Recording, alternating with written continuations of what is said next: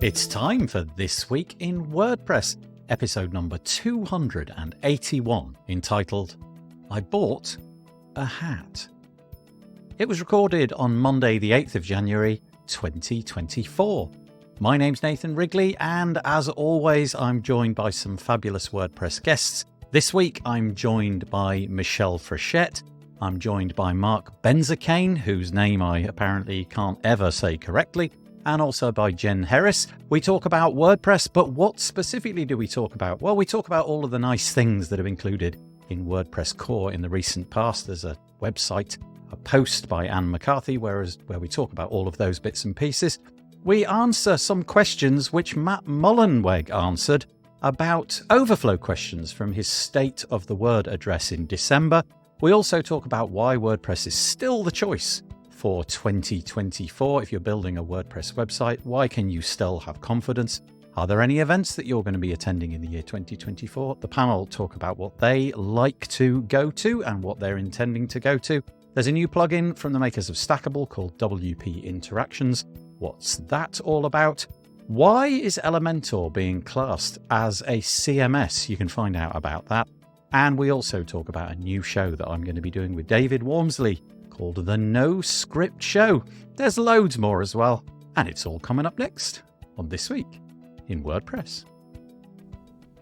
This episode of the WP Builds podcast is brought to you by GoDaddy Pro, the home of managed WordPress hosting that includes free domain, SSL, and 24/7 support. Bundle that with the Hub by GoDaddy Pro to unlock more free benefits to manage multiple sites in one place, invoice clients, and get 30% off new purchases. Find out more at go.me/WP Builds.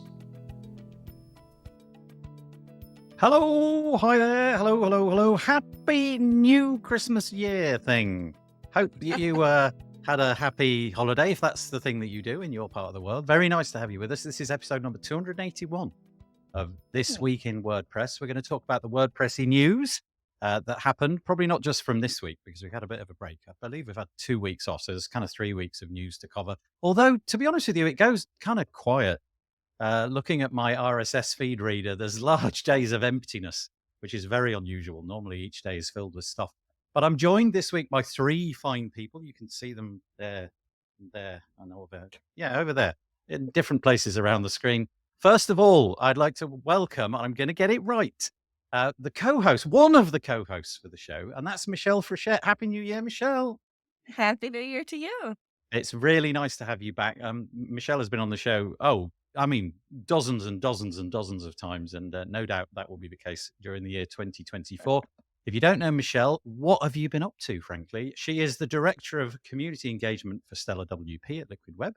In addition to her work there, she is also the podcast barista at WPCoffeetalk.com, co-founded underrepresentedintech.com, created WP career pages. She's the president of the board for BigOrangeHeart.org, director of community relations, and contributor at poststatus.com. You do a lot of work over there, I've noticed. Author, business coach, and frequent organizer and speaker at WordPress events. She lives outside Rochester, New York, and she's an avid nature photographer. And I'm going to have to bend her ear more because for Christmas, I got myself a nice camera. And I want to learn how to use it because all I'm doing at the minute is I'm pressing it to Asia. Yeah, I'm putting it on the auto setting and then clicking the aperture button, and that's it. There's nothing wrong with it. Yeah, There's nothing wrong with auto. You can find out more at Meet Michelle online. Michelle, any New Year's resolutions this year? You don't have to tell us if you don't want. I don't make resolutions, but I do have goals. Okay. See, resolutions, you can feel let down. But goals, if you don't quite make them, you've actually worked towards them and attained them. It's not a failure if you don't quite make it. I like it. But I have goals. I like it. Yeah. Yeah, you got some. Okay. And also, first time on this show, we've got Mark. Oh, Mark, I'm going to mess it up. Mark Benzakane. Benzakane. Yeah, you got it on the third try. Yeah. Okay, thank you. That's good. Mark's joining us. It's like 1 a.m. or something because he's in California. So really grateful for the getting up early thing that you're doing. Mark has been involved with the WordPress community for over 13 years. For 10 of those years, he's a member of the team that made up ServerPress. Oh, that's kind of cool. He is now the marketing lead for MainWP, which I'm sure many of you have heard of, which is an easy-to-use, privacy-focused WordPress management dashboard, as well as Site District, which is a collaborative managed WordPress host. What do you do over at MainWP, Mark? What's your responsibilities there?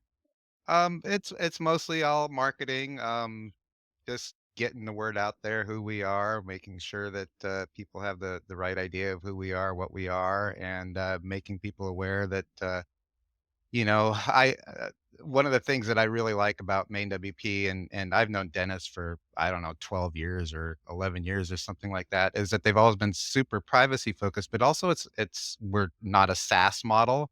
I think that SaaS fatigue is going to be kind of the buzz phrase of 2024.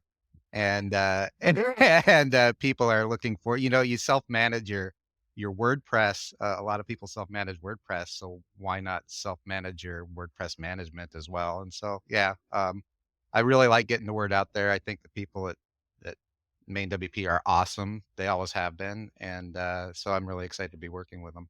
Yeah, I've noticed. I have to say, I've been a main WP user for, I reckon about 6 years, maybe 7 years, something like that. And log in every morning, even on the weekends, actually, just in case.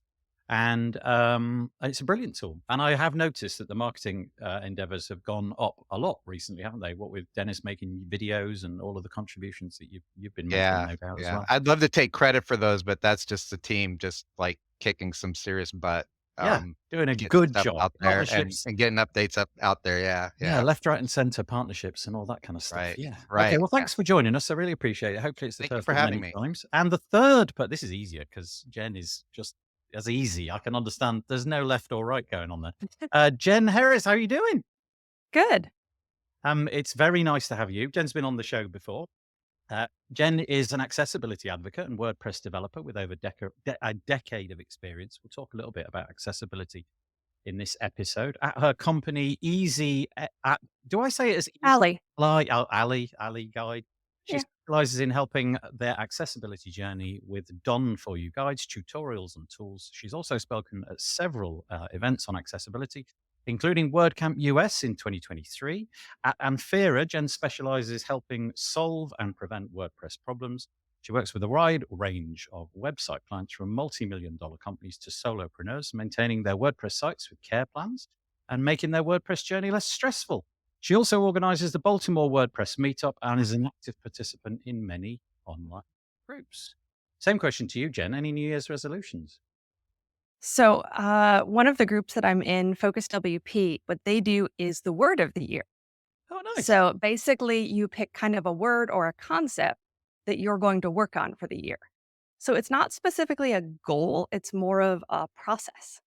Okay. So you're just kind of going to work on, some aspect of your personal life or your business that you just want to make some small improvements to and just keep going on through the year.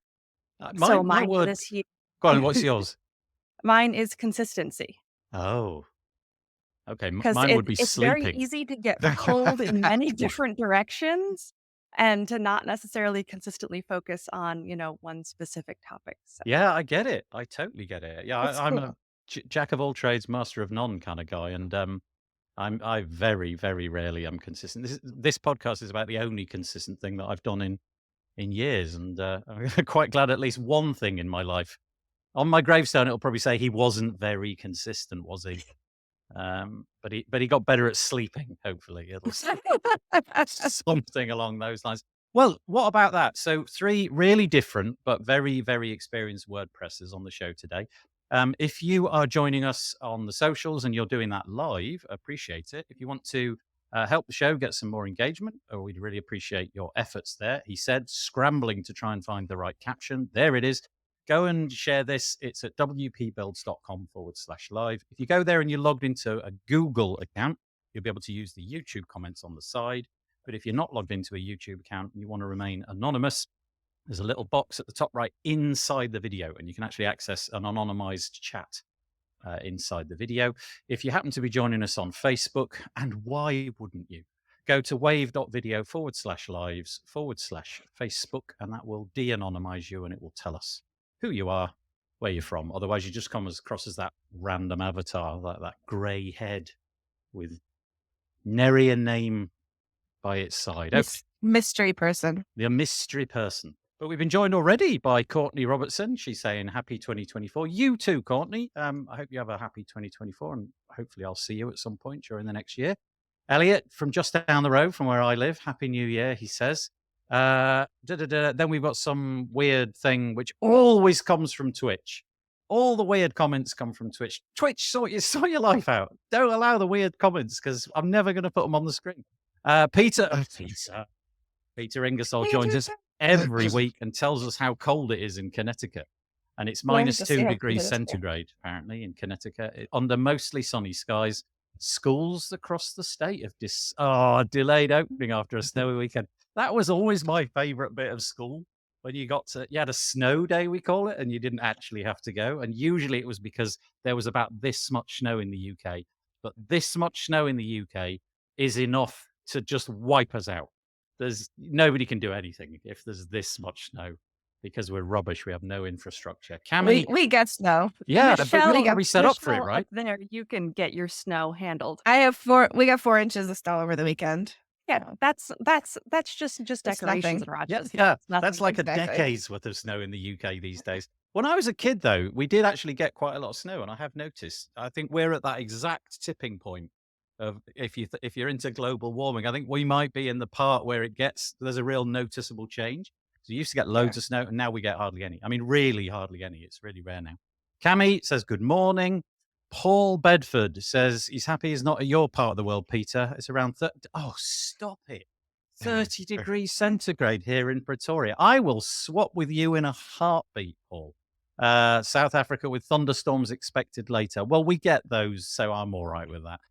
Marcus Burnett joins us to say happy 2024, everybody. Missing the show, and I'm glad to see these beautiful faces this morning. You're very kind. Oh, I've still got my hat on. I've only just noticed I've got my hat on. I thought it was a choice. I'll leave it on I was going to comment on how much I liked your hat. I've only just looked, and then I'm going to keep it on. It's good. I have a collection of about 30 hats, but once I shave my head, they all come down to my eyes. So I can't wear any wins. of them. Oh, there you go, Michelle. That's awesome. Who has that lying around? Who has that? That's brilliant. She's like the Statue of Liberty. I have so many tiaras on my desk. That's great. Kitchen Sink, WP, Kitchen Sink WordPress. He says it's Adam because I never make the connection. Yeah. Thank you for joining us. He says Mark is up early. Yeah, he's on the West Coast. He is. So is Cami. Cami's over in Oregon, so she's watching us. You people are too good. Yeah. Anyway, thank you for joining us. We've done the preamble bit. Please share it. Get the people in the comments. That would be really nice. Okie dokie. Right, let's just get the screen shared a little bit. A few bits of promotional stuff. I apologize. We've got to pay the bills. The first thing is this is our website. Apparently, we have a menu which won't go away. There we go.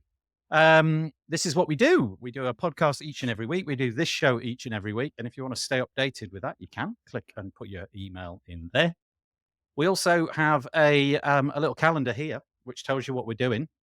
And you can see in the upcoming week, we've got a Gato GraphQL webinar episode. It's going to be the 5th and final episode in the series, all about what the Gato GraphQL plugin from Leo Lozovic can do. And oh my Lord, I am not exaggerating. If you're like slightly on the techie side, but you're slightly not on the techie side and you want to be able to do really complicated things, his plugin will enable you to do it. It is truly marvelous. There's a bit of a learning curve, but check it out. 5th episode coming up. And then we've got an episode of the Speed It Up show with Sabrina Zidane. That's all happening at the same URL as all of the live stuff, wpbuilds.com/live. You can always find that schedule on the schedule page. It's /schedule, by the way. It's the exact same thing. But yeah, there.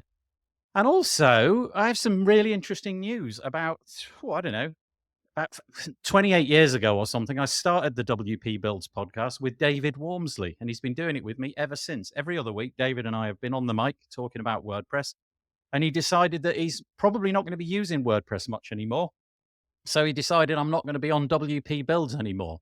And that was fine. We said our goodbyes and everything. Then like a week later, he phoned me up and said, can we do a different podcast? I was like, yes, get back, because I really enjoy being in his company. So we've started a new podcast called the No Script Show. You can find it at no script, all as one word, .show. It's all about web development, but it's take the WordPress bit out, and it's all about HTML and CSS and getting back to the basics. But I've decided to inject that into the WP Builds feed for the next 3 or 4 weeks. So the last episode that we released is kind of like a hijack of the podcast, and it's me and David talking about what this new podcast what it's about. HTML, CSS, basically, and the need to not use as much JavaScript. And yeah, it'll be hopefully quite an interesting show. He's really into that, and he's taking me along a ride, so it'll be quite fun to watch that happen. So he was only dead to you for a week, is that right? Yeah, honestly, it literally. We recorded the farewell episode. I shed a tear. I got a tiny violin out and played terribly. And then literally like 4 days later, he called me up and he said, "Can we do another one?" I love it. Yeah, it's lovely. I love it. It's really nice. So that's going to be entirely new, something totally different. But in about 4 or 5, 6 weeks, I'll just separate them out so that they don't, they're not pollinating each other anymore. Okay, let's get into the WordPressy stuff from the last few weeks in that case. I just wanted to put this one in your path, dear listener. This was written on December the 28th by Anne McCartney. You've probably heard of Anne. She's been on the show a few times, and we've done a few bits and pieces together. And she's just trying to sum up a good place to begin if you're not really that into Gutenberg or perhaps haven't really explored it as much. Her job is, obviously, part of that is to promote the usage of Gutenberg. And she's just put this nice article together explaining some of the top line features which will really speed up your journey that you may not have used before. The command palette is a bit like Spotlight on the Mac, where you can invoke this thing from almost anywhere in your WordPress website and then tell it what you want to do. So I want to create a new post. You could type add and then P for post, and it'll give you that. But it's going to have lots of contextual stuff in 2024. So it'll know where you are in your website, and it'll offer suggestions pertinent to what you are currently doing. Maybe it'll even learn a little bit about what you do typically and give you that advice. So that's good. The style book, if you haven't invoked this before, this is a fabulous way of checking what your site will look like. You can look at how changes that you make to CSS will reflect across all the blocks on your website. So you can just see everything all in one interface. So that's really, really useful. You might want to just see what it does to one block, but it will show you it for all the blocks so you can get consistency. It's a perfect thing for designers. There's a bunch of styling shortcuts coming as well. So, or rather, they are here. They're available. I don't know if you've used them before, but if you just want to take the style of one block, you can do that with a simple copy and paste, like you do on a Mac or a Windows machine. And you can just open up a block, copy its styles, paste it into a new block. And obviously, you can decide whether you want that to be done on every instance of the block. That's a real time saver. Distraction-free mode. I've explained how in 2024, I want to be distraction-free. And this is great. You can make all of the UI go away. Just focus on the writing. And you can focus on just the thing that you're interested in. If you haven't used patterns before, that's a great way of making things more quick and saving them away. You can save like global patterns. They're called sync patterns. There's a whole bunch of stuff. List view. You can invoke that little list view on the left-hand side. Anyway, there it all is in this one little article. And I thought it was worth mentioning. I really hope that the members of our panel are using Gutenberg. Maybe you're not. But if you are, that will demonstrate all the different things that you could use. Any thoughts on that, dear team? Several. The first one is the command palette. I find it's helpful occasionally, but in general, it's actually terrible for your memory. So humans go on, tell me more. remember things in big events, and then they remember the little actions that they took in between. So part of why COVID is both a day and a century to us is because for most of us, there weren't any big things that happened during that whole time gap. But for the command palette, if I did it in like 2 keystrokes, I don't remember necessarily what I did. So if I do several of these events, an hour later, I have absolutely no idea what I did. But if I actually navigate to the menu and I click through, I remember going on that journey. I remember taking that path. And an hour later, I remember what the heck I did to change the color of that icon. It's an interesting point. I hadn't really thought about that. I only saw it from the perspective of it's quicker, therefore, It, ergo, it's better. But yeah, that's a good point. If you, sometimes quick is good, but sometimes if you're making, especially early when you're setting up a website and you're turning a whole lot of things on and off, you completely forget what you do if you don't actually have a process and go through the whole process. You remember, oh yeah, this is that part of the process. This is the next part of the process. And I remember what the heck I did. right. Okay. So it's a bit like when you do a Google search or something, then 6 weeks from now, you found that perfect thing somewhere on Google, but you can't quite remember how you did it. That's interesting. Um, Exactly. yeah. And then on the style book, I like the concept, but I've also met clients and they go in and they individually style everything they can possibly find. Right. So when you try to make, a global change, you end up it not actually affecting a whole lot of things because the client went in there and individually styled a whole bunch of stuff. And the other grievance I have about Stylebook, which is really part of what's shipping with WordPress, is the styles that they include. Like one of the styles like several of the styles are really poor for accessibility. I mean, one of them is literally make my entire website link blue text Right. so that the whole website looks like this link and it gives you like ADD and you're like, I don't know what I'm doing. Everything's a link. I don't know what to click. Which, when I think the WordPress 20th anniversary website first was launched, those of us in the accessibility group like spammed them like crazy with feedback because they actually launched the whole website in Link Blue. It's Oh, still available on archive.org. You right. can grab Right. the Okay. entire WordPress 20th anniversary website completely in Link Blue. It's just a what not to do. I So guess, I really think that they shouldn't be shipping as defaults things that are just really, really poor usability I and guess, accessibility. yeah. Would this be a sort of a client training thing? Do you feel like you've got more things to tell your client now with some of these innovations? Like, don't touch that thing Mhm. until you've Yes. learned the other thing. Okay, I get it. Yeah, okay. Yeah. It's hard for me to because I don't really work with clients directly anymore, so I don't really have that interplay. The and I know broadly speaking what I'm doing. I don't really come across that and I don't fall into that trap. But now that you've Mhm. said it, that does make sense. There's more things that the client needs to not touch, like little red warnings, beware there be monsters kind of thing. Yeah. Okay. All right. Anything else on that, Jen? No, up to Mark and Michelle. Okay, over to you two. If you've got anything. If not, we will move on. I've I, s- always I been a s- huge fan of keyboard shortcuts. So when I learned the keyboard shortcuts, I'm a happy girl to pull up the right blocks and things like that. So for me, I can see things like this having their place for sure. As far as like customers and things like that, that's where I use a lot of controls over what they have actual access to not make a lot of those changes style wise and things like that, depending on what um, your contract is with that customer for sure. But if it reminds me a little bit of, like, the remote controls that have tape over all of the buttons that you don't want grandma to touch, Yeah. except the power and Yeah. the volume and the channel Yeah. kinda thing, so, Yeah. I think that should be the picture of all of those, like, controls for user, levels in WordPress, like, and this is the grandma one with tape over everything. I have a Plex server, so it's a media server, and I have taped over the power, so that you can't actually turn off the power. I've literally covered it in tape so that the children cannot unplug it. Yeah, Oh, thank you. exactly. Do you actually are you is that your thing then, keyboard shortcuts? Because I never I say never. I can do Command C and Command V. I know those ones, right? But in almost nothing else do I take the time to learn keyboard I've shorts. been I've been using a Mac for over 10 years now, and I still the muscle memory still tries to do some of the keyboards from PC Oh, from back in the day. interesting.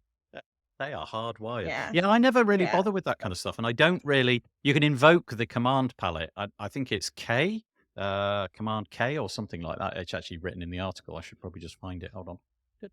Yeah, Command K.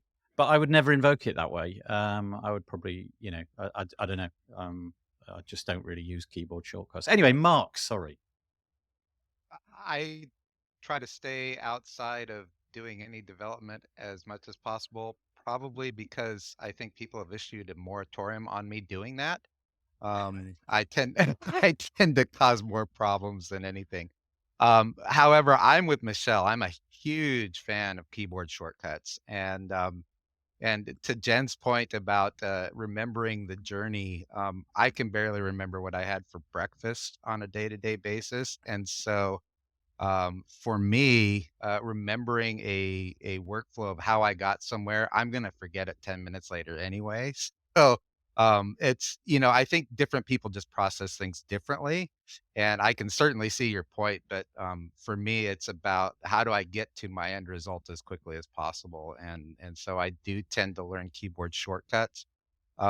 Michelle, it's interesting that you bring up using keyboard shortcuts from PC.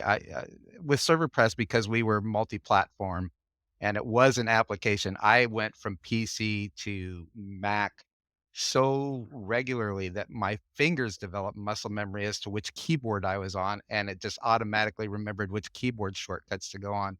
And it reminds me of the old days of going from a stick shift car to an automatic car where you just Yeah. like you knew what seat you were in, you felt it, and you just automatically did not throw people through the window because you were trying to push the clutch in the automatic car. So, Uh, That's such an interesting little tale you just told, because I've never, ever, ever, ever driven an automatic car.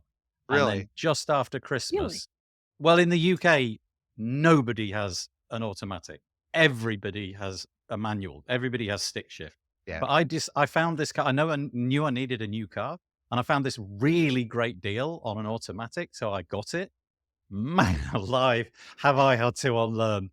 I My left leg is just constantly twitching, and my hand is constantly going to the gear stick. I nearly caused a pile up the other day by putting the brake on, like full on a Because motorway. What do you clutch. call it? A Yeah, freeway? yeah, Wasn't yeah, funny. I was actually pretty terrified because my foot yeah. was doing things involuntarily. It's weird how that happens, isn't it? It's even Um, stranger going to the UK and driving a manual transmission On the wrong because side of the car. it the was funny wrong because side. Nathan just showed his left hand when he's doing Yeah. the motion of the stick shift. I It's was the in right. It's the Ireland right. I was It in broke my Ireland brain. and rented a car, and oh my goodness, it took me like 2 days to remember. It's one thing to drive on the left side of the road, but to actually, like, remember Shift. the Yeah. the shifting and all Yeah. of that, Yeah. it was Yeah. a learning curve. There's a perfect way of framing that conversation, and that is you drive on the right side of the road and we drive on the left. So nobody's wrong. It's not like right or wrong. You drive on the right, we drive on the wrong. Yeah, That's it's what weird. that's what people But in the it like UK breaks say. your brain to Yeah, yeah. Yeah. try and And whenever I go to France and drive, because again, I always get a manual, my hand is constantly smashing into the door to try and find the stick. I believe it. Yeah. Yeah. Okay, so we got totally off piste. We went from That's the good. command palette to automatic versus manual cars. But yeah, so Cami says she's been driving manual since 1986. Well, Cami, all I can say is I don't think I'll be getting another automatic. I've put too many lives in danger in the space of a week. I'll get used to it. I think I'll get used to it. What I need is some kind of caliper to lock my leg down and just keep it there. Right. Okay. Sorry. Totally off piste. Right. Let's get back to the WordPressy stuff, shall we? Okay. I thought this was interesting. So this was the State of the Word happened last year, right at the end. I believe it was on the 11th of December. It was in Madrid. A few other people that have been on this were actually in the show. And Matt addressed enough questions that he could do in the time that he had available. But he also wrote on make.wordpress.org. He allowed people to keep adding their questions, and he answered what he thought. I was wanting to use this not as a trampoline to say what Matt said, but I found some questions that I thought were interesting. I'm just keen to get your thoughts, really, dear panel. See what you think. So one of the questions he was asked was this, and I know this goes right into Michelle, especially your wheelhouse. And the question was, in the past year or years, some people have left or reduced their contribution. What are the plans to protect long-term contributors and make them feel safe. Now, I don't know quite what the wording safe means there, but Michelle, have you had any thoughts on that? Do you know anybody that's gone through this or leaving because Mm, they didn't feel welcomed or what have you? I would I would actually guess that this has more to do with Mika. Sorry, Mika. I always say her name wrong first Yeah. before I get it right.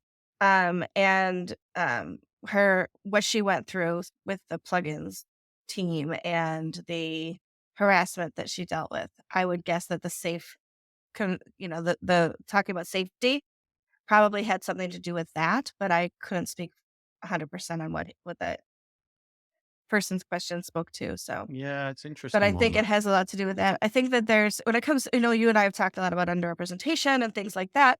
And there's definitely an aspect of security and feeling safe in those environments when you are an underrepresented person. So there's probably I could say that there's a level of that as well, but I can't really ascribe what that person was talking about specifically. But I think when it comes to those two things, making sure that the people who are contributing are not in the direct line of fire of people who are not happy with the way things are in the procedures that are in place. I moderate photos. There are people who are not happy that their photo doesn't make it into the photo directory. But if it's a bad photo, I'm not going to put it in. If it's a nude photo, I'm not going to put it in. If it's a picture of war, we're not going to put it in because we have procedures and place and protocols for those kinds of things. Um, and so there are people who are like, but it was an artistic photo. Well, yeah, perhaps it was, but it's the subject matter still goes against our code. And so there are people who are not happy about those things and they take it out personally if they can on the people who are in the position of power to approve and not approve those things. So I think that's one aspect of it. But then, of course, there's always the aspect too of underrepresentation and making people not only feel welcome, but actually welcoming them. There's a big difference, right, between making somebody feel welcome and actually welcoming people to a space. And so I think that there is a level of that as well. At least that's what I would read into that. It's Yeah, making sure that people are welcomed. that's interesting. I really hadn't thought about the Mika angle, but that was the perfect framing of that, I think. And I guess if people are going to volunteer to do things, which Mika was doing in spades for years and years and years and years, the last thing you want is to be like verbally attacked.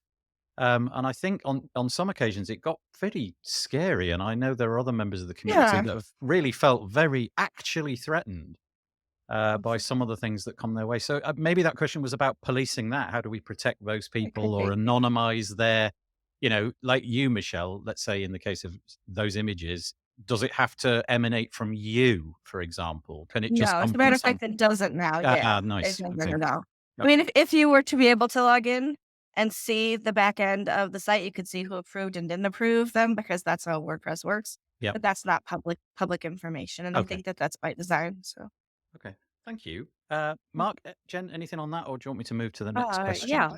The a number of people who contribute on the accessibility team have definitely expressed that there is bullying that's been happening, where there are a large number of users who are like, but only a couple people need accessibility. We need to push features forward.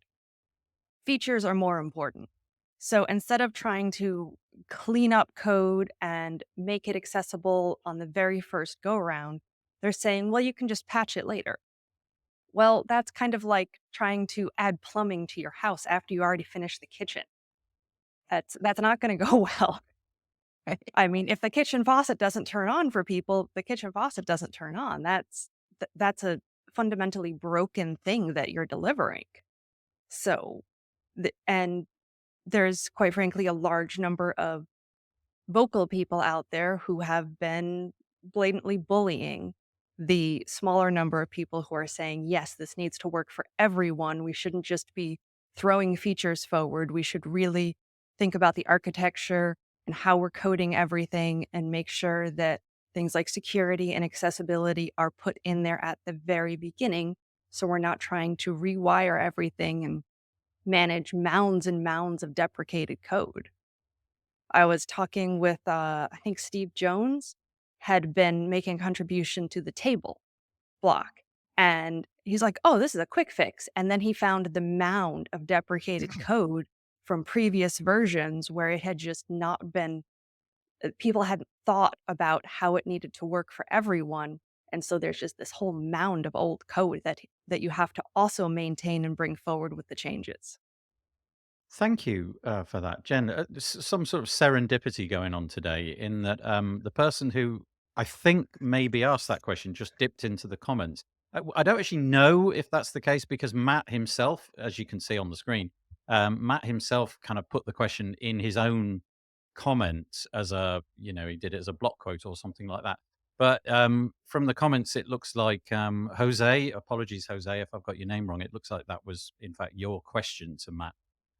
If that was the case and you're still with us, c- I'd love to know what you meant by this feeling safe bit because I feel like you maybe joined the conversation after Michelle said her piece. She was saying maybe it was surrounding, bullying, or she drew attention to Mika in the plugin review team, and then Jen obviously developed that a little bit in terms of accessibility and the people who were feeling like they had been bullied. So if you feel like making a comment about that, Jose, we'd love to hear it. But I'll pass the torch to Mark. Have you got anything to say about that Um, one? yeah, actually, I think one of the things that we also have to consider, and this is going to go into, I think, another question that was asked on the same page. It goes into we have to keep in mind that it's not just the people who are getting bullied, it is the people who have been lurking and looking at WordPress and saying, I'm thinking about, contributing. Maybe I want to contribute here. Maybe, I'm Mm. motivated to volunteer some of my time. And then they see this and they see this and a lot of this bullying, by the way, is very public. It's not like behind the scenes or behind closed doors, as everything should be. I'm not saying it should be behind closed doors. I'm Yeah, saying yeah, it yeah, should yeah, be. yeah. Yeah. Um, by the way, it's 6 o'clock in the morning here. Anyway, You're doing well. Keep the coffee. Keep the coffee going. um, but we have to keep in mind that for every one person who is being vocal about it, there could be 100 people who have thought about getting into WordPress or contributing to WordPress that are like, why would I want to even get into this drama? Why would I want to even take part in this when people, when they preach one thing about being welcoming and open and all this stuff, and then someone comes in with a way to improve it or a way to appeal to a smaller demographic or anything, and they get lambasted for it. And why would I want to do that? So it's much further reaching than just what we see, unfortunately, in my opinion. And I've had a lot of offline, as I'm sure everyone has, offline conversations with people who just do not feel safe uh, in general because they already have enough to deal with, making a living, providing for their kids, all these things. And then to go in and have that rather than it just being this, open conversation where it's fine to have different ideas, but let's have like real conversations about it where we progress as opposed to blowing someone off just because we don't like their idea. And, I I, could I go on about this Yeah, subject. no, I think that was really nicely put. But I guess again, dear listener, if you're listening to this and you're sort of blowing this off like, well, it's just words or something, it doesn't really feel like just words when you're on the receiving end of it. And it's not just people disagreeing in some cases about, I don't know, the effectiveness of an implementation in software.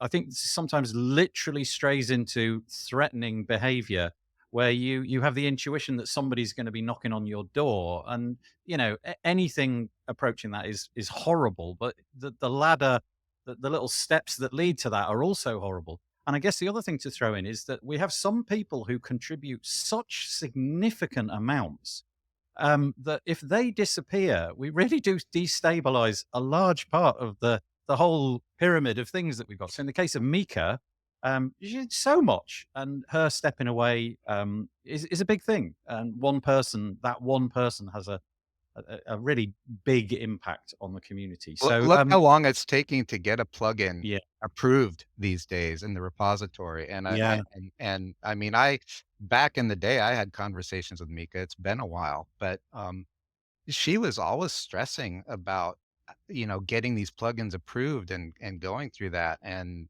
losing her, is huge. Yeah.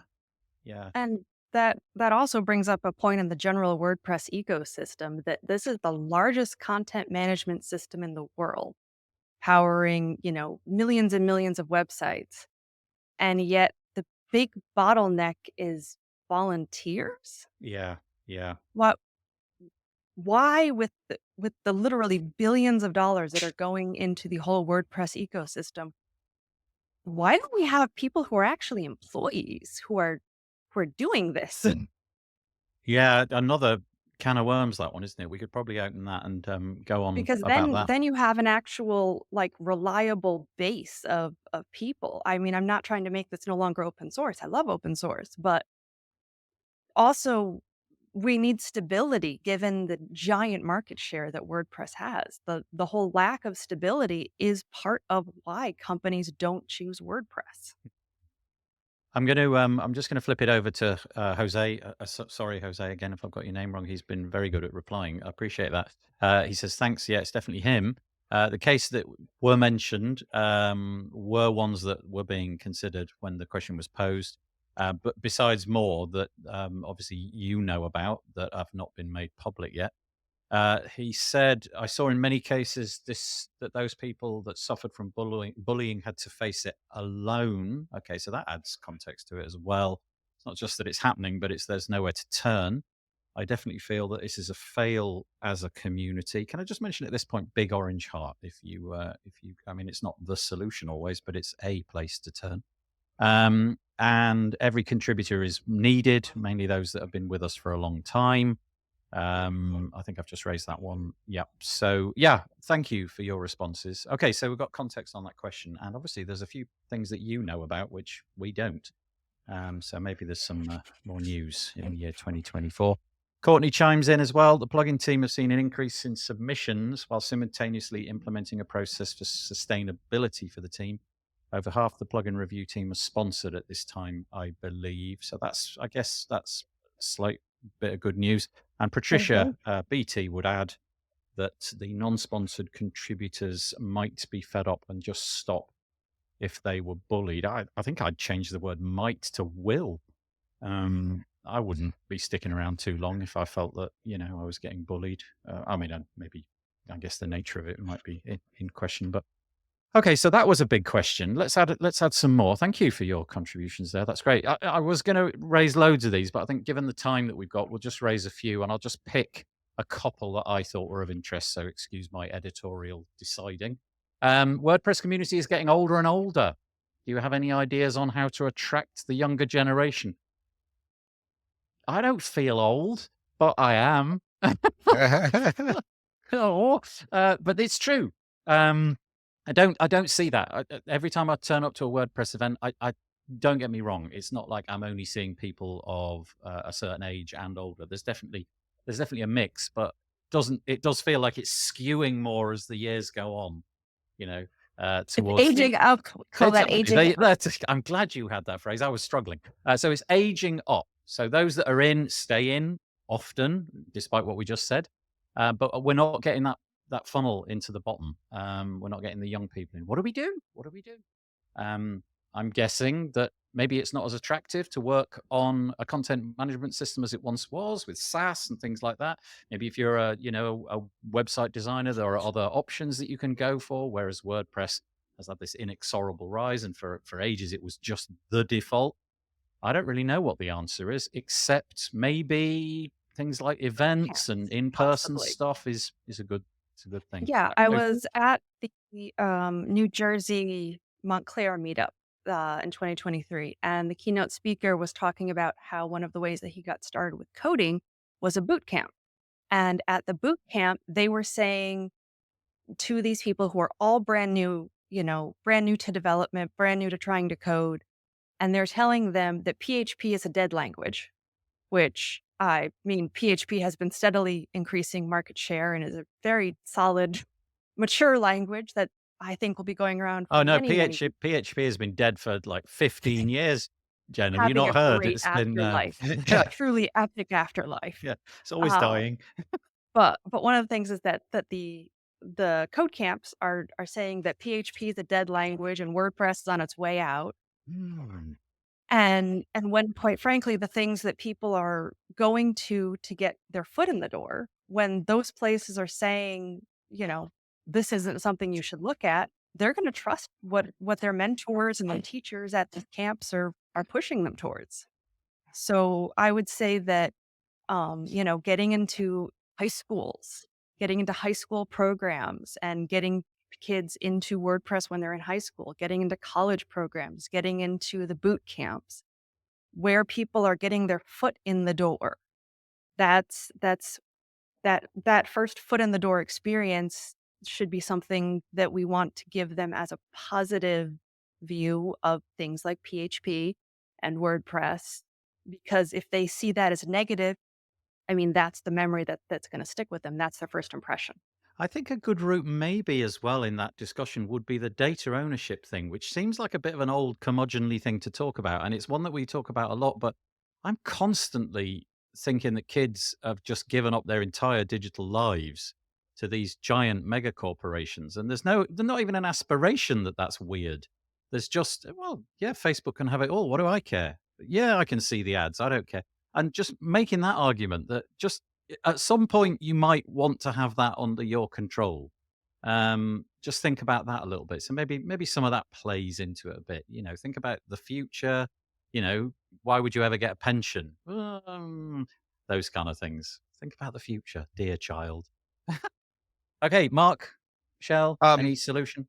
I think that one of the things we have to keep in mind is we are naturally going to age up when you have 2 years of a pandemic and Yeah. and and no in-person events, right? So the thing that I think one of the great contributors to the growth of WordPress was WordCamps. There's no doubt about it. So when you have 2 years of no WordCamps and no in-person events and meetups are all virtual, and so instead of them being localized meetups, all of a sudden people from, Peoria, Illinois are showing up to the Seattle, and I'm not saying there's anything wrong with that. I'm just Yeah, I get saying it. Yeah. I'm just saying that the whole idea and the beauty of WordCamps was they started out as like these kind of localized events and the meetups were localized events. And so all of a sudden we've gotten this older generation. And so when WordCamps kind of came back last year, it was all the old people, just like family reunions kind of thing. And Yeah. and I think and it was something that I actually brought up to several people in Phoenix was we as the older generation, and like you, Nathan, I don't feel old, but I know that I am. Um, uh, as the older generation, we need to take it upon ourselves to bring the younger people in and we need to mentor them and we need to make some time for that. And we talk about how can we contribute into WordPress. I think that's one of the greatest ways some of us older generation people can do that is to like meet people at these word camps, especially younger ones, and kind of bring them up and show them the ropes and get meetups going and all of that and kind of create once again this groundswell from a grassroots kind of point of view as opposed to from the top down or anything like that. I think that that could be helpful. And WordPress is not as sexy as it used to be. Let's face it. I mean, you know, That's it's not the new kid on the block. I that's a mean, it feature of really life. isn't. That's What's just that? that's a feature of life, isn't it? Yeah, right, right. Oh. Well, thank you. That was interesting as well. Michelle, anything you want to add to that? I think it's easy as somebody who's kind of worked their way up through it. I keep saying it's still a young community, even though technically it's not because technology moves so quickly.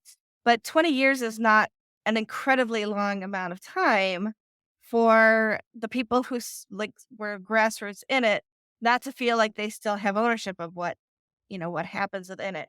And one of the things that has to happen is people of my age, I might be the oldest one here or close to it. Mark, I think you and I are right around the same Pretty age. close, I think. But yeah, um, have to be able to not only want to see a younger people in it, but almost step aside in a lot of Oh, respects, yeah. Okay. right? In Interesting. order not leave, right? I'm not suggesting like Jose says that people who have been in it a long time need to continue, right? So we have some of that consistency, but also have to be willing to bring people in alongside them and then be willing to hand the reins off to people who are younger because they need to be able to be in decision-making places as well.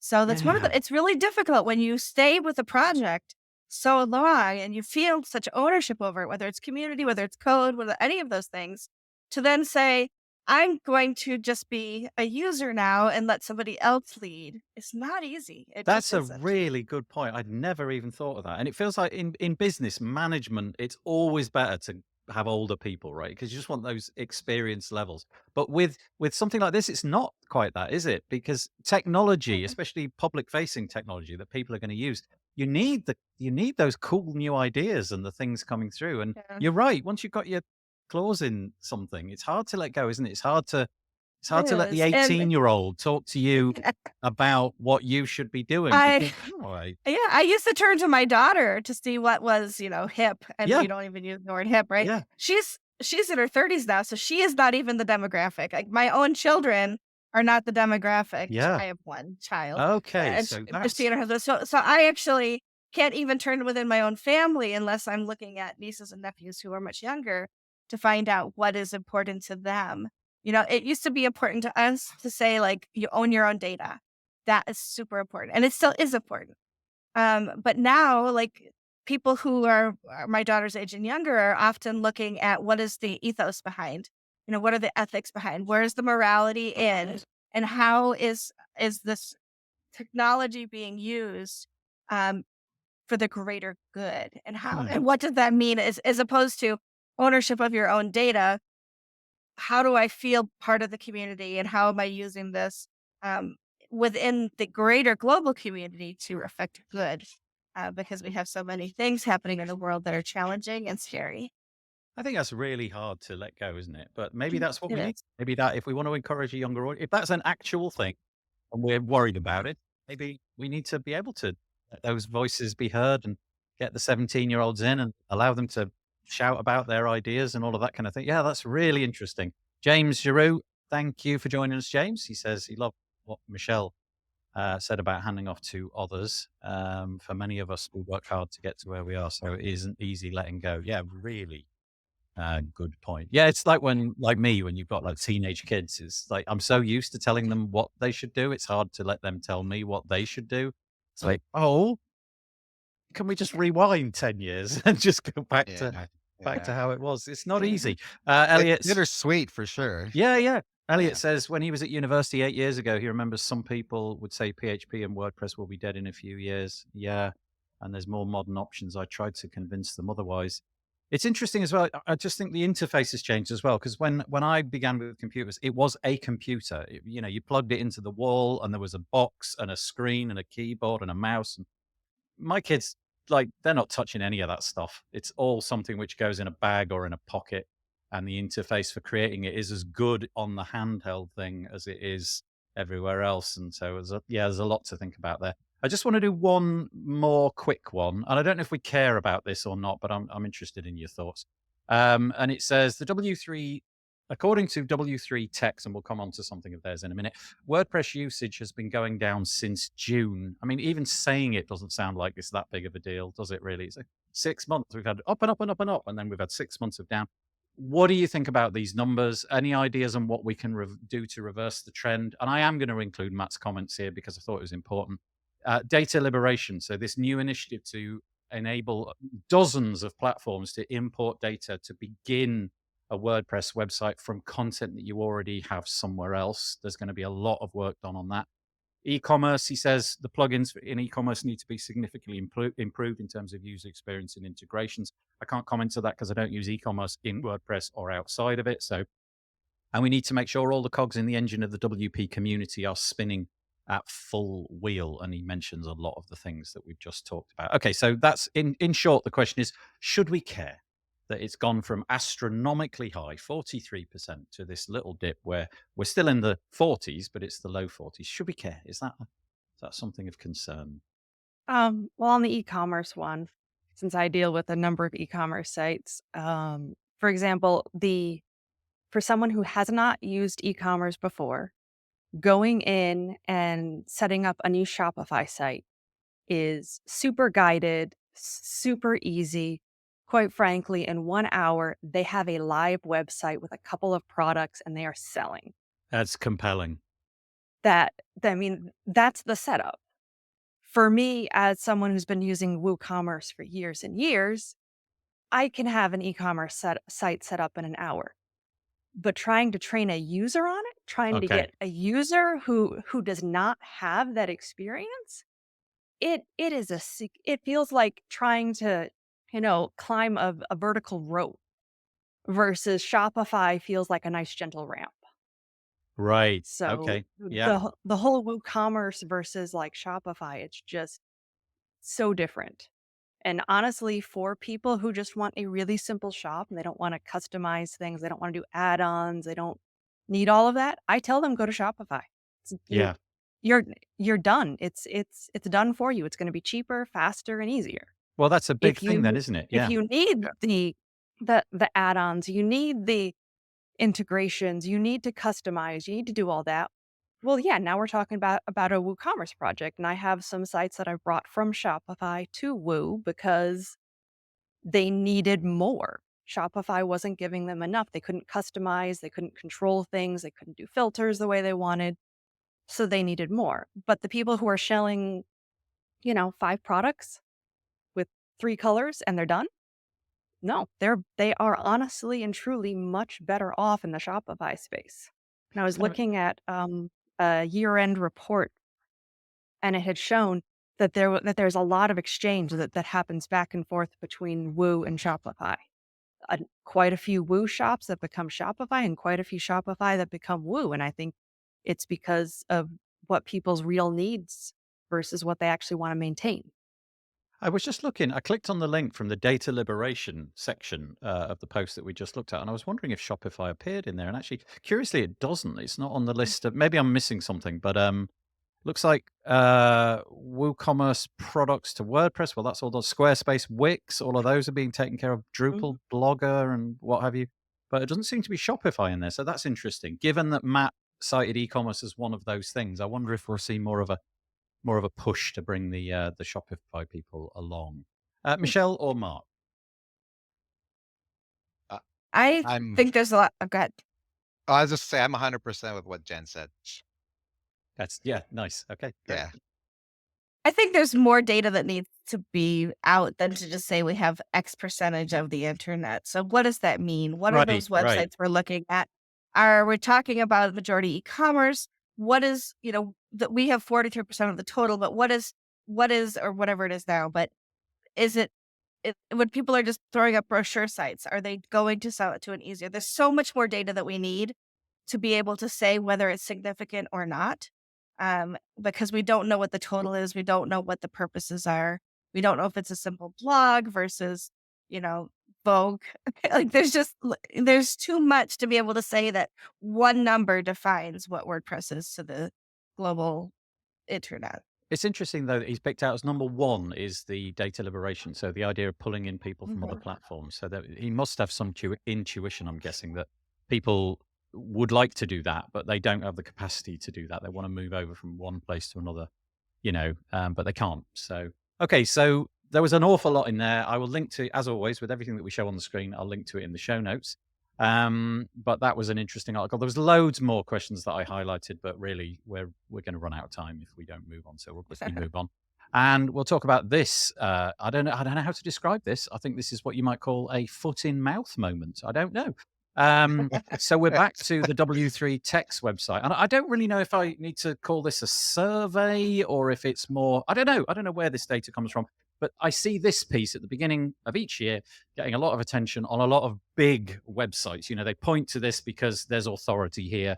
And this year, the CMS, the content management system of the year 2023 is, and you know what it's Elementor. It's not what you thought. What? I mean, okay, first of all, look at this. So you can see on the screen, in every year except one, WordPress won it. Then in 2022, Wix won it. So after like literally a decade and more, 11 years of WordPress winning it, Wix won it. And then 2023, the decision was that Elementor was the winner. Now, obviously, you and I we all know that Elementor is built on top of WordPress. It's not a content management system. It uses a content management system.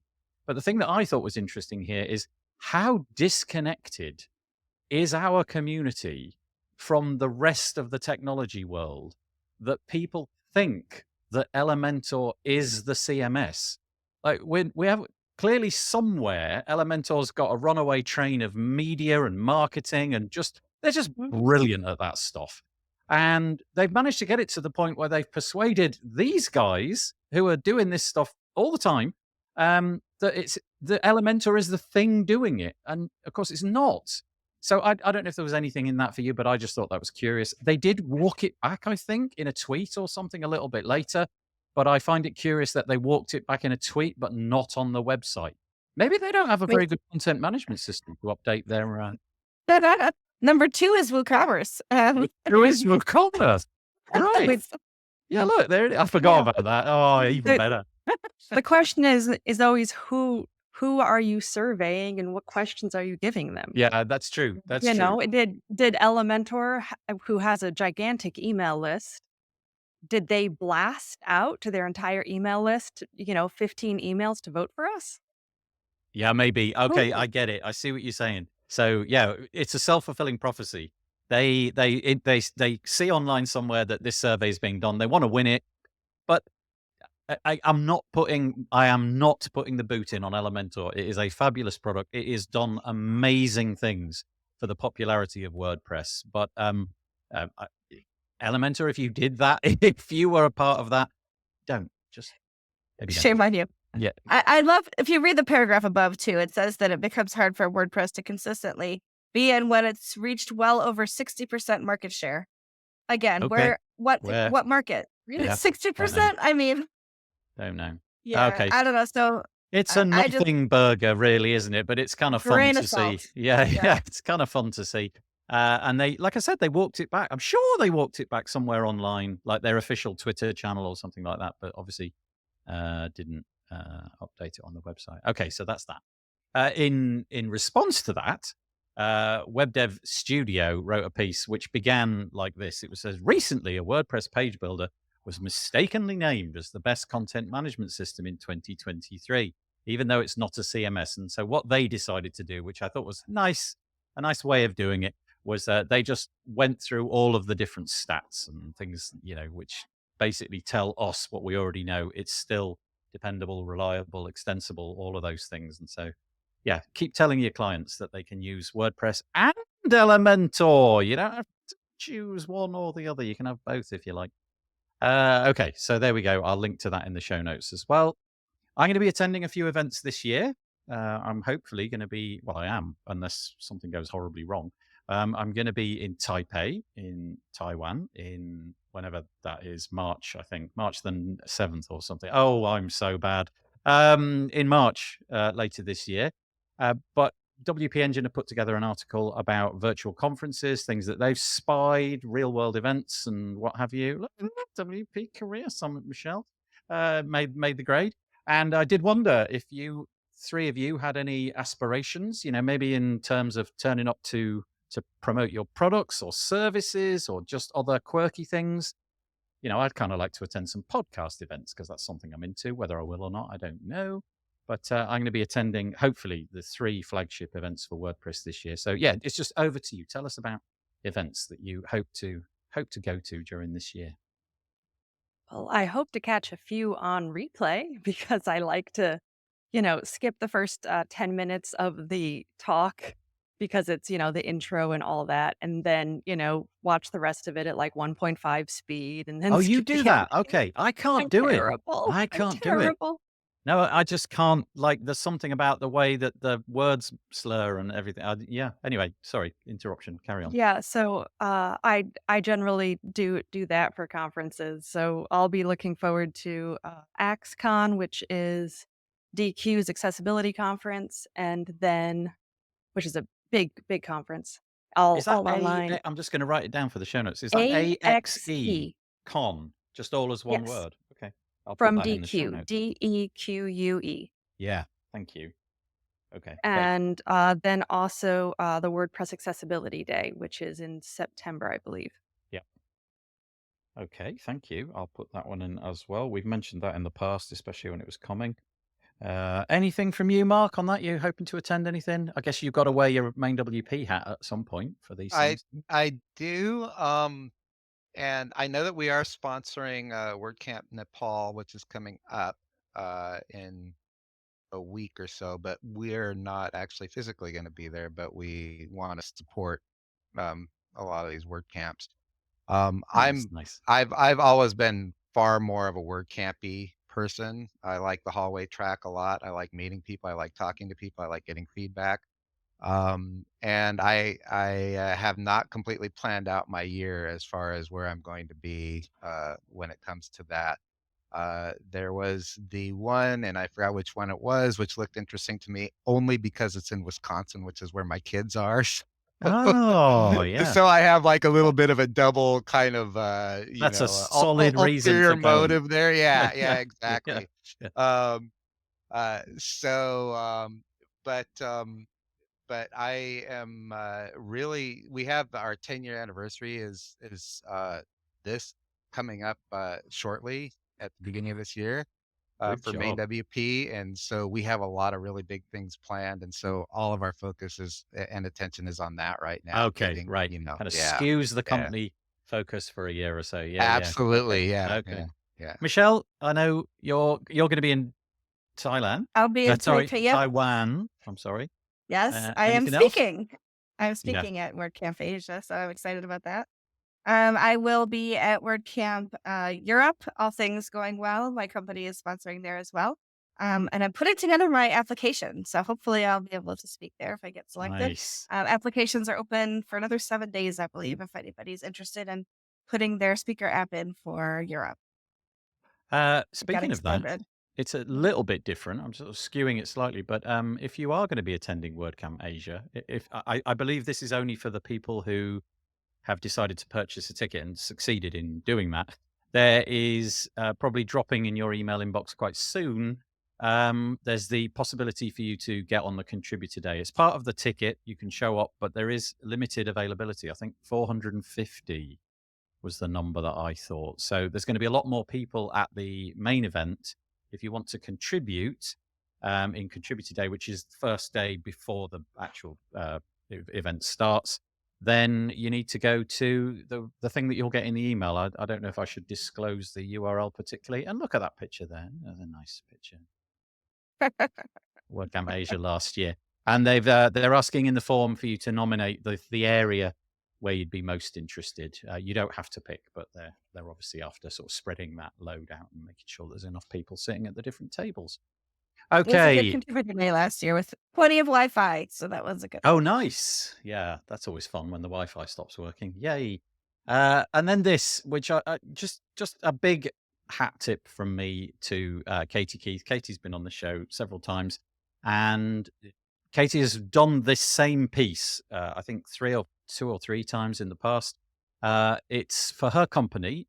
She has Barn 2 plugins with her husband. They're both the founders. I believe his name is Andy. And in January, or right at the end of December, Katie releases what can only be described as a real. How to describe it? I don't really know. She just doesn't. She's not editing herself, if you know what I mean. She gives you all the data. There's only one thing she doesn't give you, and that's profit. But she gives you the amount of, how many employees they've got, how much revenue they've had, where that money has been spent, things she did well, things the team did well, things the team did badly. And I just love reading it, partly because it's so candid. There's something about that kind of vulnerability about it, which I really like. That the fact that, you're being human and saying, we didn't get everything right. I love that. But also, there's just tons of learning in here. I don't have such a company, so I can't really have that bit of learning. But if I were to have a company, there's an awful lot in here. As you can see, all the numbers laid out, including the total revenue from the plugins, the amount of money that they gained from YouTube ads, how much they spent on affiliates, what they bought. What about, the plugins? Where did the time that they spent in the company go each year?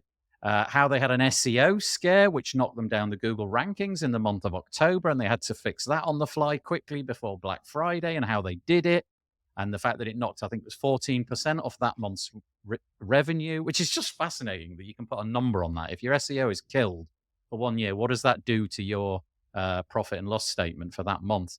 And there's just absolutely loads. And so I would just like to commend Katie for doing it. I thought it was absolutely brilliant. Again, I'll link to it in the show notes. I don't know if any of you want to contribute to that, if there was anything you thought was meaningful in there, but I just loved it. I just loved reading that piece. So shake of the head, nod of the head. Anybody got anything to add to that? If not, I'll just move on. I It I, was a good I post. like. I think that Katie is awesome. One of my favorite things about her is her love of numbers and data. Yeah. That's I love that about her. I like how she gets into that. I remember the first time I saw a year in review report was back in the day. Pippin Williamson did one, which Yes. was also, I think, to me, like also just unbelievably transparent how he would do it. I And remember reading that for the first time and just looking at the yeah, numbers with my jaw on the yeah, floor, thinking, wow, yeah, in WordPress, you can actually turn over that? What? yeah, yeah, Yeah. yeah. And so it's really cool kind of to see that that Katie's doing it as well, and seeing where they're at. And congratulations to them, of course, with their ongoing success. I think that that's pretty awesome. Maybe that's the bit that I like so much about it. You know, there's this team, family team, put together this suite of plugins, tried things worked, things didn't work. They've got things they want to work on in 2024, and it's just nice to see that in our community, the one that we cherish so much, that can happen. And it's just lovely. It's just a no holes barred thing. And like I said, I'll put it into the show notes, but you can find it on barn2, the number 2.com, and it's called 2022 Year in Review and Transparency Report. So maybe go and check that out. Okay, we're going to have to go at a fairly breakneck speed from now on. Stackable have introduced a new plugin. We've had Ben on the podcast before talking about it, and they've got this new plugin called WP Interactions. I'm not entirely sure what I'm looking at, except that I think there's triggers and then I think there's actions based upon those triggers. And you can see that they're concentrating very much on, and I think Jen will probably have something to say about this, they're concentrating on things like the visuals. You know, as you can see on the screen, if you can't see on the screen because you're listening to the audio, things are scrolling. So, you know, you're scrolling and things are accelerating past you and things are slowing down and moving at different rates, that kind of thing. Parallax effects, hover effects, and so on. When I saw the details of the plugin, I kind of had this intuition that it would be more about inserting dynamic data and, I don't know, triggers like it's a week before Christmas, show this thing. But I didn't really get that feeling from the article. But Jen, go for it. I know there's going to Okay. be things here. So, one, I think it's a little confusing because in WordPress core, there is a proposal for the interactivity API, Yep. which is all focused, it specifically outlines that it is focused on front end of block and doing things on the front end, which is, of course, stirring up quite a buzz in the accessibility community as we're concerned with how is this actually going to cause interactions, and will those interactions cause a huge number of accessibility issues? Uh, so I'm a little confused with Stackable trying to name their thing the exact same thing as, or, you know, very Oh, similar to okay. the Okay. Yeah, interactivity yeah, yeah. API. Yeah. Um, anyway, in terms of what they're doing, uh, more and more of the, market share is going towards mobile devices. So in general, I'm not a huge fan of doing a lot for hover effects. Hover effects are nice, but for many websites, they just don't exist for half of the people using the website because they're on a touchscreen device. Uh, and then in terms of parallax and the moving, scrolling content, that causes all sorts of issues for people who have vestibular problems, and it can cause them to literally vomit after looking at your website. So my first concern is that it obeys something like prefers reduced motion, but while that's a feature available in every browser and operating system, most people don't actually know that it exists. Yeah. So I'm, always concerned about how they're going to handle all of that. And quite frankly, especially the older population, they don't like a lot of stuff moving. They really don't. It's a They it's a like it simple and clean. it's a really difficult tightrope to tread, isn't it? Because on this show, one of the things that I do not wish to do is to sort of like, slag a product off or anything like that. But you raise really good points, and some people want animation on their website, but is that a good thing? That's really the sort of the nature of the debate. Does it serve all the people, or are there different ways of doing things? So, yeah, interestingly, and I don't know, maybe this is the sort of thing that you see lying around on all the websites in all the places, Jen, but they say accessibility at the forefront. We know how But they important. don't actually address accessibility in Yeah, this. yeah. So, dear Stackable team, maybe get in touch with Jen, and you can have a conversation and see. Anyway, there it is. They've got a new product. Mark and Michelle, do you mind, given the amount of time we've got left, do you mind if I just move right Keep along? moving. Okay, we'll Keep keep moving. going. Okay, thank you. Right, first of all, I'm going to bring up a couple of things which some of the people on this panel raised after the show had started. So I haven't a clue what I'm about to show. So let's hope it's clean. This is the first one, and I can't remember which one of you raised it. So this is We Watch Your Website. I had Thomas on the podcast talking about WordPress Security. hacks and all of that kind of stuff recently. Which one of you was raising this one? And do you want to Me. just go for it, Scroll Jen? down to about 40% of the way down this Okay. site. About 40%. You'll see a big That's graphic. probably about there. There. There you go. Perfect. So basically, the short summary is this is they monitor millions and millions of websites. And over that monitoring span, and many of the websites come to them because they were hacked to then get on the monitoring. But when they looked at who actually is hacking websites and how are websites being hacked, 60% is stolen session cookies, which Good is not grief. talked about by nearly anyone in the WordPress security community. Yes, vulnerabilities are coming in at 30%. Yes, compromised login credentials are coming in there because, someone gets hacked and, then that data gets sold on the dark web, and then people have reused their username and password on a whole bunch of websites, and, Right. The normal stuff that we've people heard can about get forever. in. But the stolen session cookies is a huge one. How do The you big even steal? takeaway. How do you do it? Oh, easy. So what you do is you get malware installed on someone's machine. And Okay, there so are a you're like a number of man in the middle. malwares that Okay, are right. so simple that just opening a PDF in an email that you were sent installs malware on your computer. So for example, one okay. of them is Huh. that there's been a Facebook class action lawsuit. Read this PDF for more information about how you can get your money.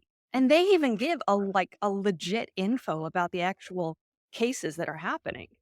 But there's a malware on that PDF. So once you've opened it on your machine, you've installed that malware, you now can have all of your session data stolen and uploaded. So just to be Then that clear, gets, this is basically you are immediately, Mhm. unless it had been logged out, you are logged into whatever thing that person was, and you are totally legitimately them. Correct. You are so No, if you've got Amazon no open, 2FA, no password right, needed, nothing. you're You are logged literally in as carrying on. It them. reminds me of that fire And sheet thing back in the like especially 10 if years people ago. are checking the keep me logged in button, that Yeah. keeps your session going for a couple weeks. Okay, right. So this is my plea to the internet in the year 2024. Can we Log just out. stop it? Can we just stop this silliness, please? All of these people who get paid to do these silly things. Can you all just stop? It's good, It- isn't it? In 2025, I want you to tell us how that worked out for you. Yeah, yeah. It'll be worse. It'll be so much worse. Yeah. Oh dear. Yeah, the short answer is log out. Log out. Log out. When Right. when you are done using things, log out. And also, if possible, get actual PHP based things on your website that log you out of your WordPress admin. Yeah. so that you do log out, you do stay logged out. In fact, get rid of the allow me to stay logged in buttons. You can just hide that from your WordPress login screens. I feel maybe things like passwordless logins. I've completely forgotten the thing.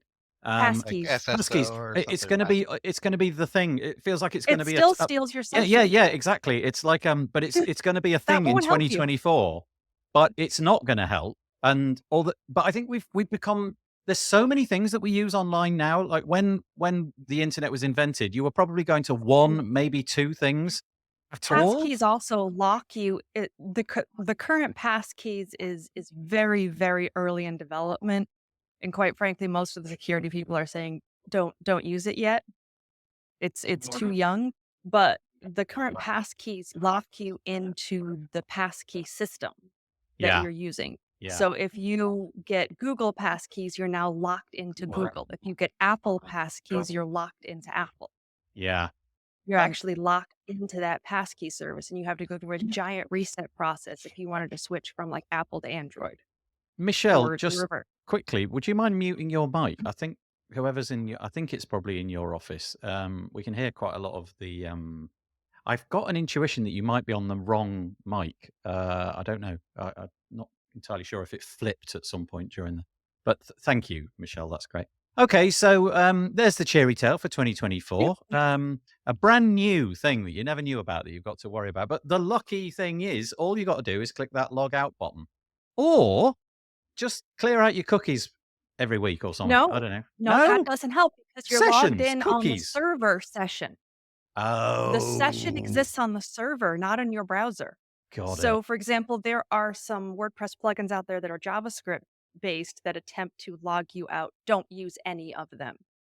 Anything that's JavaScript based is only happening in your browser. It doesn't log you out on the server where your actual session is stored. Okay, my plea remains the same. Can you just Log stop out. it now, yeah. please? All of you. You're up to no good. We don't like it. We just want the internet to be nice and friendly. But that is a horrible thing. That is. I'm sad. I'm sadder now than I was an hour ago. But yeah, it's a Sorry. thing. So be aware of it. And also this one. No, that's not how it looks, Nathan. It probably looks more like that. There we go. Who was this one? That Michelle. was from me. Yeah. Okay. Last year I know Adrian, he's part of the Buffalo WordPress community, and he speaks and does a lot with accessibility, as Jen probably is aware. And last year he was speaking out against audio I, as overlays, as we know, are not something that's actually accessible. It's giving the appearance of accessibility. It makes somebody who's doesn't need accessibility feel good about what they did. Sorry, can I But just interject? Is Audio EYE, is that the name of a product which is an it overlay? is. Right. Okay. Yeah. Thank you. Yes. Yeah. And so once Adrian had spoken out against overlays, Audio I actually sued him to shut him up. Yeah. And now that suit has been Settled. what's the word? Settled. Thank you. It has been settled, and Adrian is not in trouble, it seems. But Audio I is going to be paying $10,000 to Association for the Oh, Blind, one of those yeah. organizations. To I can't a recall to a exactly group. which one. Mhm. So Yeah. do you think, Michelle, it sounds from what you've just paraphrased there that you think this is Mhm. a good outcome, right? This has ended the Oh way. yeah. Yeah. Okay. Right. Yeah. I mean, Um, it could have been a lot better, but Adrian is not being held responsible for speaking out against poor technology for accessibility. yeah, but still, you've had your name gone through the mud for a bit and you've gone through the legal process Oh, it's been worrying rough for about. him, I'm Yeah, sure. yeah, Yeah. yeah. It's So been awful. Yeah. that you He's can't had to measure that, spend a right? lot of his own Yeah. money and get donations to help cover his legal Mhm. costs. And you can Yes. imagine that that's, I'm going to say this and it's going to sound wrong. That's maybe audio. I think that's $10,000 well spent because they've managed to Mhm. put the frighteners on a lot of other people who, It's part of a whole trend of SLAP lawsuits, SLAPP lawsuits that are geared towards basically trying to make people who speak out against overlay technologies and similar stuff to shut up. There's several lawsuits in other countries against other organizations and people that have been raised by these various different overlay companies because they, quite frankly, have a huge amount of venture capital money and they're willing to throw money at shutting people up if they can. We've ended on cheery notes today, haven't we? No, this is cheery. I guess there's a roller coaster, but hopefully Adrian has just got himself off it. But it sounds like a positive outcome, even though in the process of going through it, no doubt Adrian has gone through the ringer. So, yeah, thanks for bringing that to my attention, Michelle. That's great. I'm just going to mention a couple of things that are not anything to do with WordPress, but I think they're interesting anyway. Microsoft is going to, this is the juggernaut that is AI, that I actually think is going to be the story of 2024. There's going to be a key, a hardware key on your actual physical Windows-based keyboard, which is the CoPilot key. So you can imagine that, if you're buying a computer anytime from, I don't know, July or something this year, and it's a Windows machine, it's going to have a key to invoke CoPilot. And I was saying before we started the call, you imagine the effort that you put into getting your website to the top of Google and how much effort and time you put into that. Imagine that you had a key that was on everybody's Microsoft Windows based keyboard that would invoke your product over all the others. I mean, whoa. That's a fairly ballsy statement about what they intend to do with Copilot, I think. There's going to be a lot of people using that, and we will have what I like to call the tyranny of the default. I'm not much of a fan of AI in any case, but this just is a pretty interesting move by Microsoft. So there's that. Also, I'm not even going to do that. It's such a waste of time, but it was quite funny. Shall I do it quickly? Okay, I found this. You can fire a cannon into a room, and it's hysterical. It was a Christmas thing, and I just thought it was brilliant. You'll have 5 seconds of me firing stuff. A great way to nearly finish. Last one. No, second to last one. Penultimate one. $20 billion was what Adobe were proposing to pay to acquire Figma, and they're no longer doing it. It seems that they have been pressured by regulators. I think if Adobe had have got Figma, they would have really kind of dominated the design software field for the next decade or so. I don't know what that means for Figma, whether or not they're going to go and try and find some other way of selling themselves off. But $20 billion, oh, that's a lot of money for a piece of software which is used by graphic designers. That's pretty amazing. Anyway, so if you're a Figma user and you don't like Adobe and their recurring fees, hold your breath. Let's see what happens. And finally, incognito mode is not quite as incognito as maybe you thought. Maybe you knew this already, but Google have just paid out $5 billion. It was a class action lawsuit basically saying your incognito mode doesn't really do much in terms of incognito, does it? And that little icon that you've got of the guy in the hat looking like a detective, it turns out really all it was doing. And to be fair to Google, they never actually claimed otherwise, but I think the intuition was that it was doing more, is it doesn't really do much except clear your browser history so that the people who next use the computer can't see what you did. But all the telemetry from Chrome, Google were getting all of that data, and that data could be used and probably or possibly was in some way. They clearly think that they had something to answer for, because who shells out $5 billion and unless there's a case to be answered. I don't know if this changes anything. I don't know if incognito in the future will be more incognito. I think all the browsers are doing the same thing. So it's not like Google are uniquely guilty. But yeah, $5 billion. Ouch. So there we go. It started all happy, and then it all went bad towards the end, didn't it? I'm sorry about that. But that's the way we roll sometimes. Thank Go you. back to the canon. Yeah, that's right. Oh, okay. We'll put no, we won't. I was going to say it was kind of nothing. You can see, look, it's more or less pitch black here in the UK now. 3:00 in the afternoon, and it's nearly dark. It's ridiculous. I'm going to write a letter. I don't know who I'm going to write it to, but heads must roll. It's far too early in the evening. Thank you so much to my co-host. You see, I remembered, Michelle Frechette. Thank you very much. Thank you to Mark, who's going to say his own surname because I'm going to get it wrong. Benzicane, and thank you for having me. Thank you so much. And thanks to Jen Harris for joining us today. Now, Mark, you may not know, but I have to We do this slightly humiliating thing. Oh, Jen, look at her go. We all raise our hands simultaneously, and I take a screenshot of it. So would you mind? Oh, he's a good sport. Look at that straight away. Gives away. That's perfect. Thank you so much. We'll be back next week. We'll be chatting with some different guests and panelists and all of that kind of stuff. Thank you for making comments if you did. Really appreciate it. And we will see you this time next week for another episode of This Week in WordPress. Take it easy. Bye.